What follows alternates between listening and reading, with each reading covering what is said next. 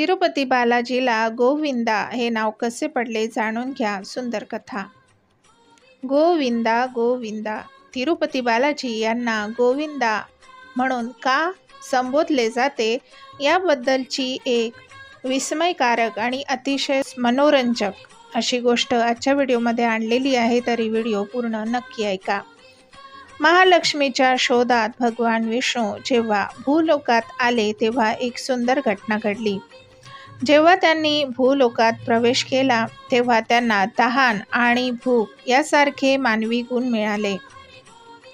भगवान श्रीनिवास एकदा ऋषी अगस्त्य यांच्या आश्रयस्थानात गेले आणि म्हणाले, मुनींद्र, मी एका विशिष्ट मोहिमेवर भूलोकावर म्हणजेच पृथ्वी येथे आलो आहे आणि कलियुग संपेपर्यंत येथेच राहणार आहे.